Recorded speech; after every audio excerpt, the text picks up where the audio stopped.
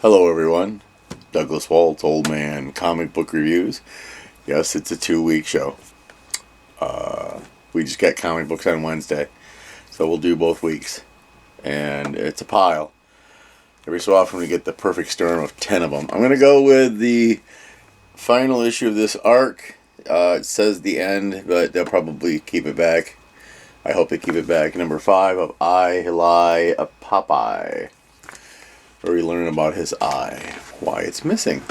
Story and art is Marcus Williams, and they're still doing some heavy duty metaphysical stuff going on. I mean, dialogue wise, it gets pretty intense for a Popeye comic book. I mean, I want me to have some slugging and fighting. They go to outer space.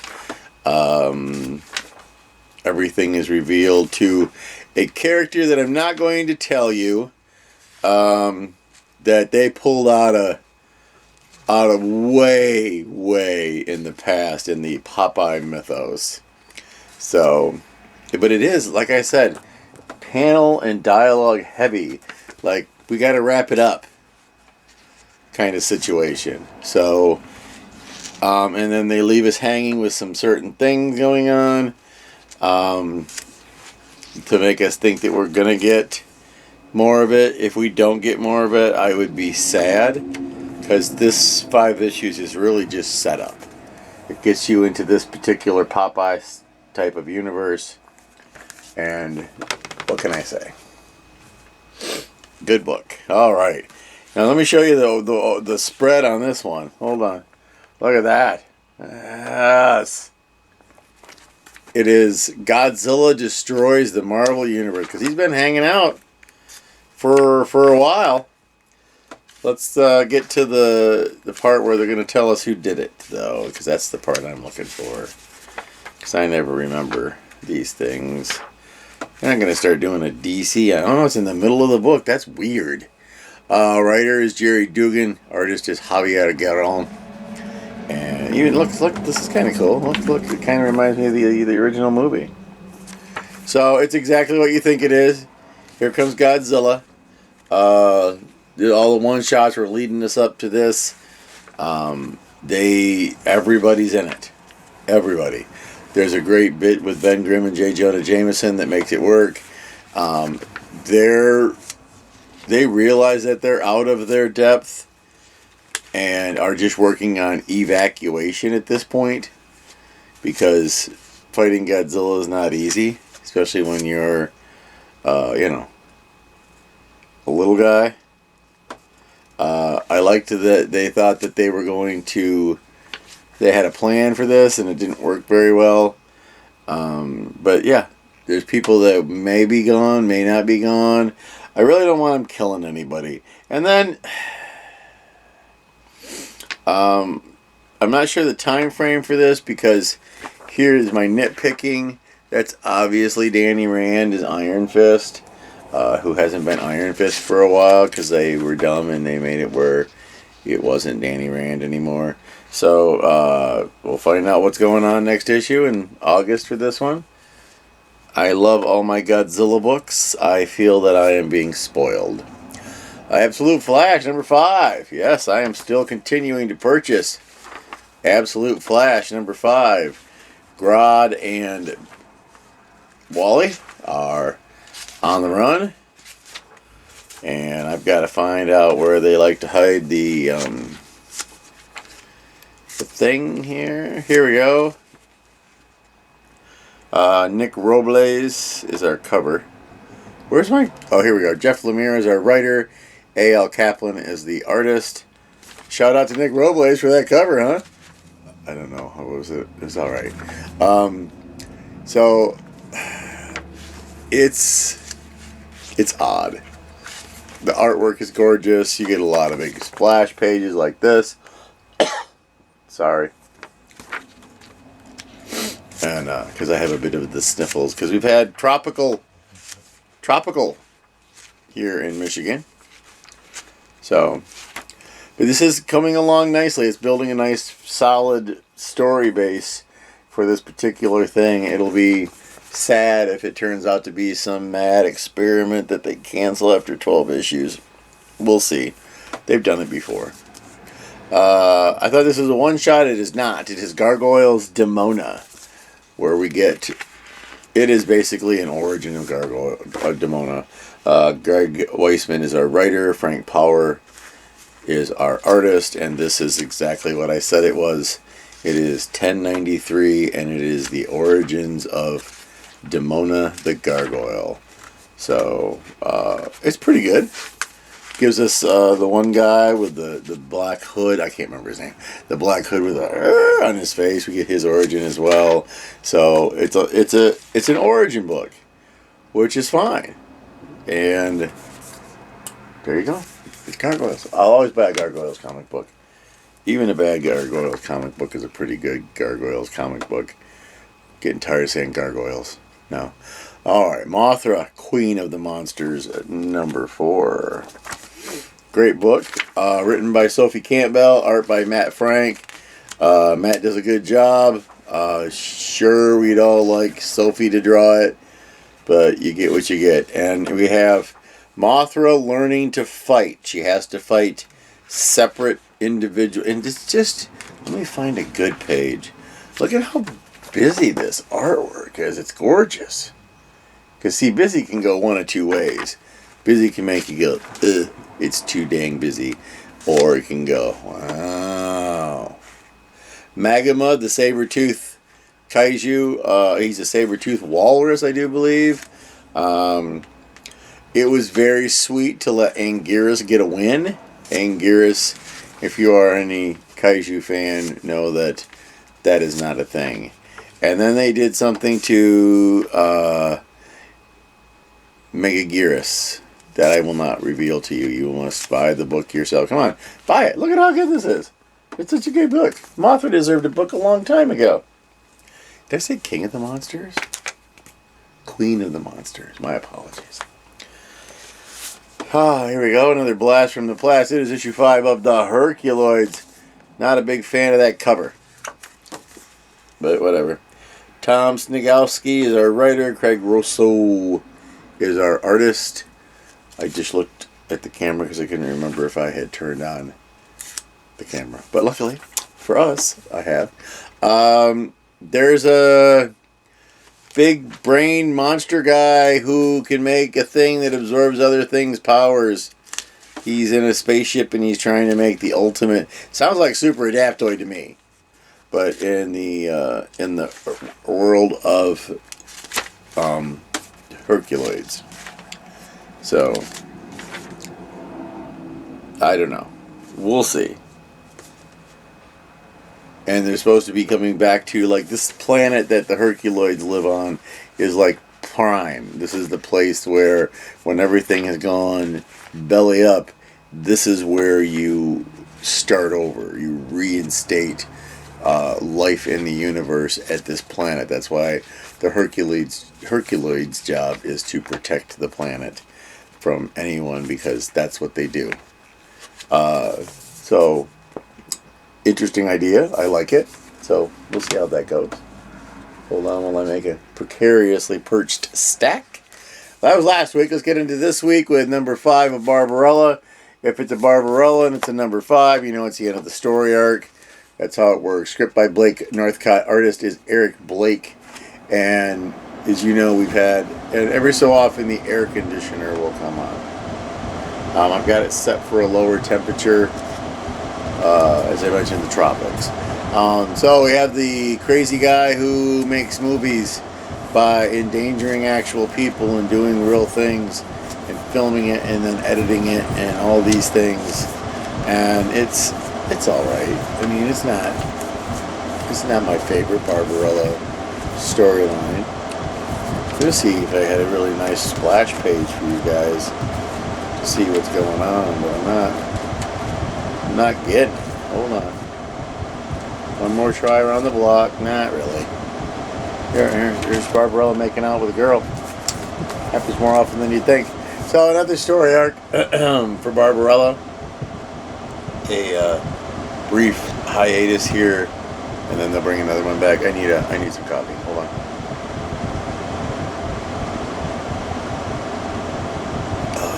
I got this mug when I was in Tennessee at a bookstore.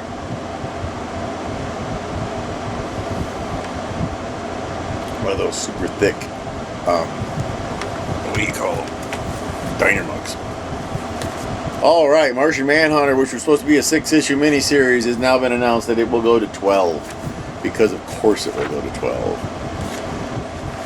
And we have a Eternal Night going on, where things are going terrible. Writer Dennis Camp, art is Javier Rodriguez, and our John Jones in his human form is running into some powerful stuff. I love the artwork because it's nighttime. So the artwork of the series has been pretty anyways. I'm glad I went to 12. I'm waiting for the announcement when they just make it an ongoing series. I would like it to go on forever and ever. All right, number 5 up, Silverhawks. Silverhawks. Ah! That's all you get. Because my throat is awful right now. Writer is Ed Brisson. Artist is George Combadius. So it goes to a flashback of when they had to defeat Monstar and what sacrifices they made to defeat Monstar, because they're the Silverhawks and they ain't taking nobody's crap for nobody. The artwork works. It's very very stylized artwork. I always like to give, because this cover is not a good example of that. Let me find you something. Let me find you a fight scene. Fight scenes are always good, right, kids? It's not great. All right.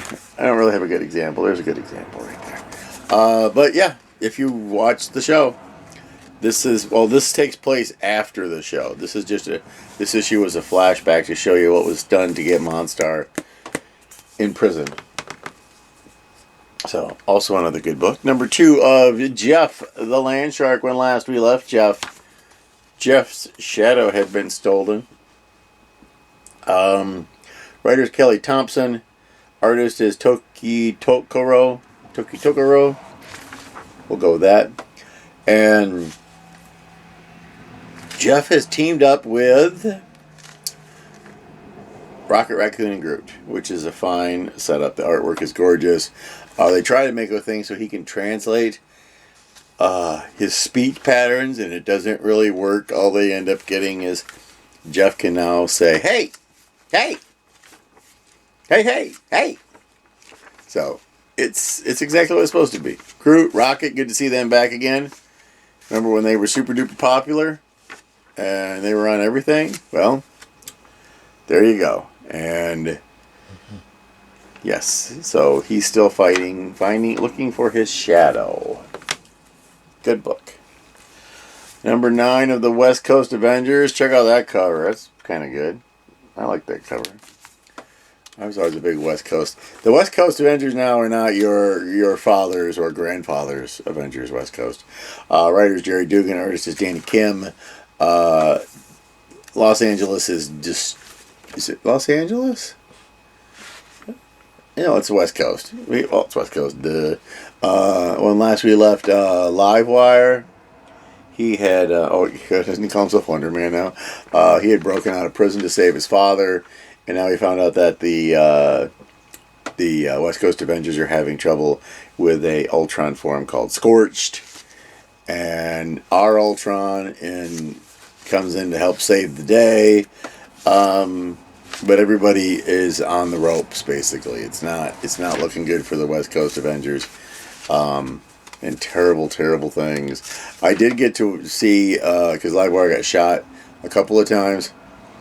War Machine used a magnetic field to pull the wheels out. And, yeah.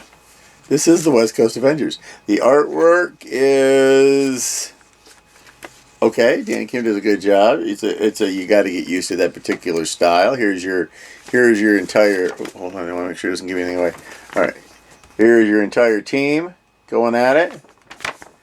So it's an interesting team. War Machine, Iron Man, Firestar, Ultron. It's funny to say Ultron, Spider Woman, and that Livewire fella. But and there's a big shocker at the end. Shocker. They just released the first trade paperback of the first set of adventures, so we know they're keeping this around for at least another trade paperback. When we gotta keep our books around by trade paperbacks, that's just annoying. I'm trying to situate here, folks. Alright, here, let's get rid of that. My daughter wanted the new issue of Ice Cream Man, and I don't read Ice Cream Man. Don't try to make me. Won't happen. Let's get through this pile of garbage. Number 8, Amazing Spider-Man. And we have Joe Kelly writing it. Pencilers are John Romita Jr. with Todd Nauck. Inkers are Scott Hanna with Todd Nauck. So Todd had to come in and save the day. Hellgate showed up a couple... Was it last issue? Only? Was it only last issue? And now they're fighting. And Spider-Man is trying to keep him focused on him because he knows that he does not give a crap about any collateral damage to human beings. My favorite parts of this storyline is it's always a couple pages, it's flashbacks. It's when Peter was little and Uncle Ben taught him how to box. And he's like, Uncle Ben, boxing's stupid. I want to use karate. So he tries to use what he's seen of karate. And it's Stick Boy when he's like 10. Peter was a stick. And Uncle Ben shows him that boxing and karate, boxing can beat karate, especially if the person doing the karate is not good. So, big giant fight with Hellgate. He's supposed to be taught something, and you don't think he can be taught by Spider-Man, so he's going to kill Spider-Man, and then Captain Kintsugi shows up, and I don't know who this is. It might be Mary Jane. I thought she was Venom right now, but who knows? They have trouble keeping these things together. So we'll see. And they're always, oh, what's happened to Spider-Man? Ooh, it's Spider-Man, kids. They're not going to do anything to Spider-Man that they can't fix. All right, number 10 of Moon Knight Fist of Khonshu, but legacy speaking, it is issue number 250. So here's that magnificent cover of Moon Knight and his team going to fight Fairchild, the Asgardian. Here we are. Writer is Jed MacKay, artist is Devmalia Pramanik, and the team is coming to beat up, and he has a group of people helping fight. What is there a thing where they'll rattle off the names? Oh, I thought they were going to rattle off the names of the bad guys somewhere. Because I'm not that good at it sometimes. I see a jester looking guy, and Killer Shrike is in there, and here, let's just, and he picked them on purpose because they fought Moon Knight and they're not dead. Literally, that's why he picked them. There's a guy named Dead Zone, Killer Shrike, and Tiger won't fight Killer Shrike because of the top knot makes him a pervert. Let's see, what do we got here? There's a jester looking fellow who thinks he can take out 8-Ball. Cubist is another one. Just two guys with top knots, which is really weird.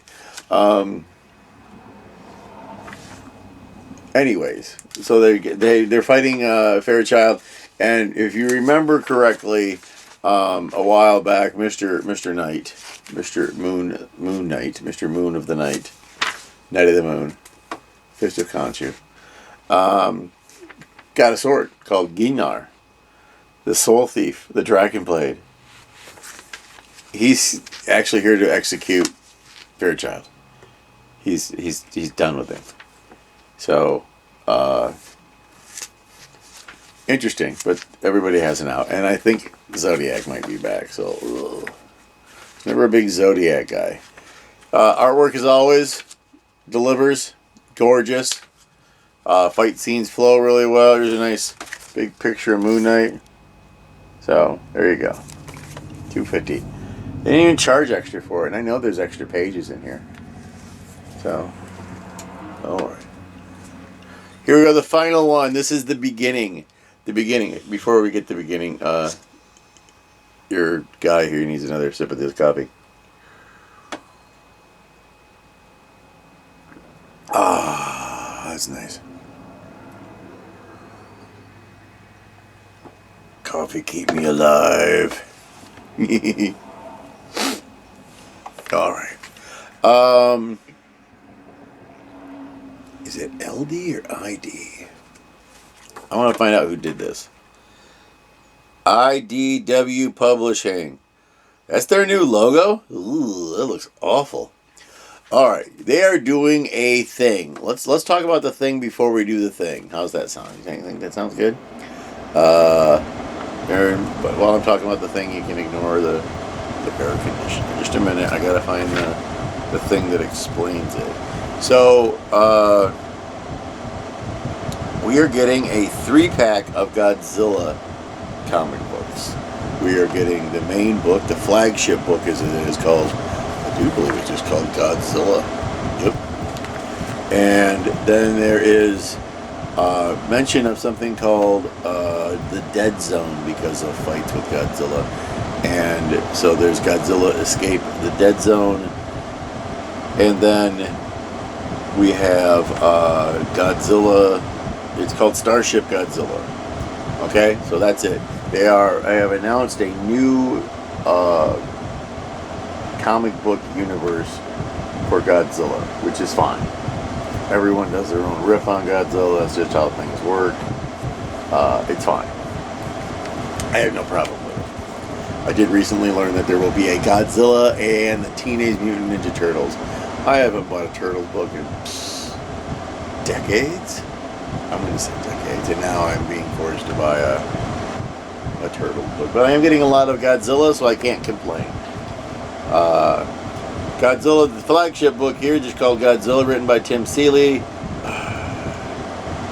Art by Nicola Szymczyk.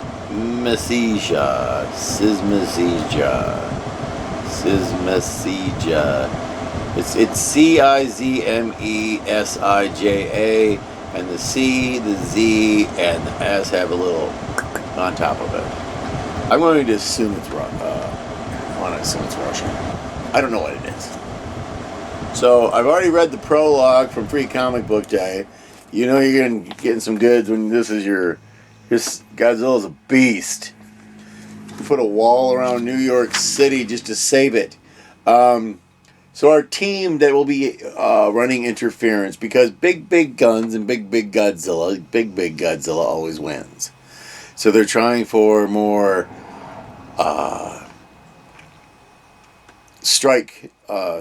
small strikes with people who have superpowers. That's it. So there is Dr. Rumi Chiba, who is from G-Force Japan. And she is an empath with kaiju. There is Nuki, N-U-K-I, heavy munitions, formerly a Dead Zone Patrol. We really don't know what that means right now. Incense is controlled pyrotechnics, streaming star. G-Force Commander is a wall of a man named Riviera. And finally, just a minute. We have Jet Jaguar, but he's only able to communicate through his 90s theme song. So go find that. It makes the book funnier. They stick with it. So, yeah, Riviera is like a big jerk. Just like I said, a wall of a man. And we are adding one more person to the team. In a orphanage. Oh, here you want to see. They are attacked by Godzilla. and this young man punches Godzilla in the foot. And so his name is Jason Braid. And here's the interesting part about Jason. Jason, in his human form, has the exact same power levels as a full-grown kaiju. I don't know how it works. But look, there's Anguirus. Yay! You know, they're doing right by the Godzilla mythology if the first thing they pop up besides Godzilla is Anguirus. It was a good time. They have a fake fight where they pretend to fight each other so that they can test his abilities. This is really blurry, but I'll show it to you anyways. Anguirus going skronk. What are they charging me for this book? Hold on. Oh, I don't see a price. Oh, there it is, $4.99. Okay, it's a thick book. It's more pages than you would get normally, but it's still only $4.99. Of course, the first chapter is literally the free comic book day thing. So we're still learning about our superheroes. I adore the fact that they went ahead with Jet Jaguar, and his 90s theme song is the only way that he communicates. Also, the Riviera guy, whenever they're done with the fight, they're required to all go out drinking, and he likes to sing a little ditty on his... Sorry, I read another Jet Jaguar line. He sings a little ditty on his little tiny guitar. I mean, I can't... He's right there, singing a little ditty. They fight Anguirus, and then the first thing they do is they literally wash up on the beach, and they find a tiki bar, a fully functioning tiki bar right there, and decide to have drinks. We find out Jason's not much of a drinker. Everybody else drinks themselves unconscious on the beach. So this is a lot of fun. I'm having a good time with it because everyone knows you can't get a Godzilla comic book with all Godzilla. People can't relate to a big giant monster just having adventures on his own. Although they've done it, and it's good. But we want, and it's called the Kaisai era. Now, Kaisai just means energy. It was weird that they're calling it an era, though, because traditionally in Japan, like things that have been around for a long time, Super Sentai, Kamen Rider, Ultraman, Godzilla, they have eras. Showa era, Heisei era, Reiwa era. But those are specifically called that because they're named after the emperor that is in power at that time. They literally are just naming him after the emperor. That's his cool thing he gets, is he gets to have everything named after his era. So I'm not sure why they made a new era just for this Godzilla. Unless, I mean, they say what Kaisai means. Here, let me go look for it. Hold on. And this Godzilla is not a happy camper. Let's see. Oh, yeah. It means strange beast energy. They also call it, what do they call it? Big lizard juice. But these are Americanism translations of Keisei. So, okay, I've talked enough about the Godzilla comic book, but I'm really excited, and I think you should all go out and get it because it is so good. So let's divvy them up. Superheroes, non-superheroes. Godzilla doesn't get to be a superhero. So he's not saving nobody. They've actually made, and I think Jeff's a superhero. So we'll go with that. You know, it says Martian Manhunter, but he's barely a superhero. Barbarella's a superhero. Hercules are a superhero. Mothra is. Demona is not. So she goes over there. I said Godzilla wasn't, didn't I? I'll give Popeye a superhero. Popeye's my superhero, so I'll take it. So we have three books that are non-superhero. 1, 2, 3, 4, 5, 6, 7, 8, 9, 10, 11. 11 books of superhero in them. Look at that stack. Ooba-dooba. I'm not ready yet. One more drink of coffee, and then I will tell you what you need to do.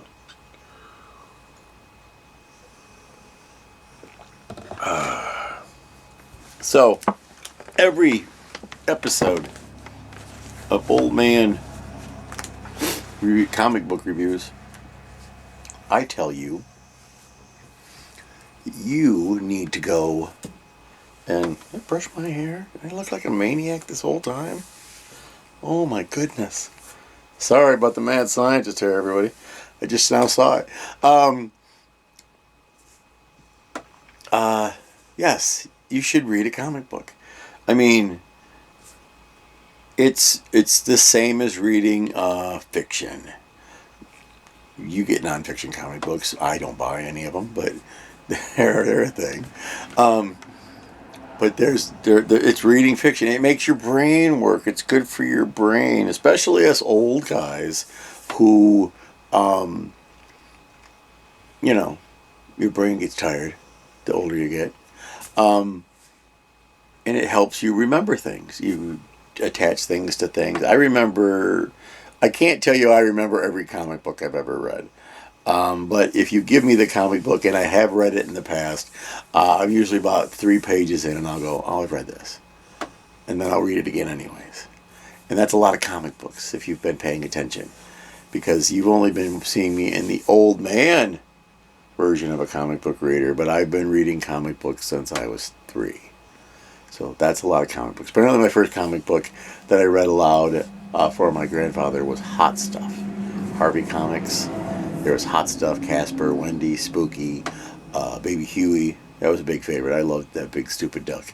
But those are the first ones. You read those first when you're little. Nowadays it would probably be Jeff. Jeff would be the one for the kids. Kids would love Jeff. Little tiny shark who's all, and he's only like this big. So it's good for you. It's good for you to read. It works your brain. It makes you remember better. It's just a good exercise for your mind, and you'll find that you'll find things that you'll enjoy. I mean, there's so many comic books I do not read. I don't read any Image. What if Spawn is your thing? I know who Spawn is, and I've read some Spawn comic books, but he's like in issue 400. Savage Dragon by Eric Larson is in its 300s, I think. And I've read maybe an issue. I know who Savage Dragon is, but I'm not buying it. I don't care. We talked about Ninja Turtles earlier because there's a new Godzilla Ninja Turtles book. I read Ninja Turtles when it first came out. I watched the cartoons. I watched the movies. Some of the movies I look at them and go, the last one, the Mutant one, the animated one was excellent. It was very, very good. So, this is just how, and so hopefully they will make your comic books into movies or TV or cartoons that you like. I'm fortunate that my favorite, Captain America, the Marvel Cinematic Universe, except for I didn't really like how Endgame went, but the first Captain America movie is perfect. It's freaking spot on. The other ones are fine. I haven't watched the new one with Falcon in it. I'm not going to call him Captain America because he's the Falcon to me. He's been the Falcon since I was a kid. So I like the Falcon. He's a good superhero, except for that brief moment in time where they made him a mutant. I think they've retroed that since then. I don't think they call him that anymore. But so yeah, because in the Marvel Cinematic Universe, Falcon becoming Captain America made sense because Endgame, Captain America was old and he was just done. So we needed a new Captain America. But having him in the comic book as Captain America when we still have Captain America Steve Rogers is stupid. He should be Falcon because that's his best thing. He's very, very good at that. Don't be second-rate Captain America. If you're gonna put, you're like, oh, the new Captain America. Well, we brought Steve Rogers back. Well, if it was me, I'd have gone back to being the Falcon. So when you think you're helping, but then they sweep the rug on you, whoosh, like that. So that was a lot of rambling for an episode of this, wasn't it? And it's a double issue.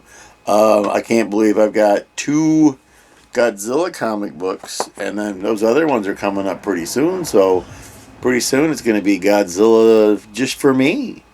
You got the Marvel Godzilla, DC still doing their Kong Godzilla. There's the new universe we discussed, the Kaisei Godzilla, Ninja Turtles Godzilla. It's just, I'm very happy that my big giant lizard is so popular. Makes me a happy old man. So there I have rambled. Remember where I told you can read comic books. Go to comic book stores. They've got quarter bins, 50-cent bins, dollar bins. Not a lot of investment. See if your local comic book store, if you have a local comic book store, has a program where you give them money and then they take a percentage off. Like at my place, Fanfare Comics and Cards, it's $5 a year, 20% off. Because I give them $5. They take 20% off. Literally 1 week for me pays for that $5. And it lasts all year. Go to the library. Libraries are nice because usually they have the collections, the graphic novels or the bound collections of a series, things like that. And it's easier because you get to read the whole thing in one giant sitting instead of having to wait. Because comic books love to make you wait. They'll be like, to be continued. Is he dead? Is he not dead? We'll never know. Yeah, you know in 30 days. Or if they're twice a month, because I think Spider-Man's twice a month. So, yeah. It's the library is good for that. Also online, the internet is a wonderful resource for comics. You might find comics even I don't know about. I don't read comic books on the internet. So, all right. So I'm gonna cough. Sorry.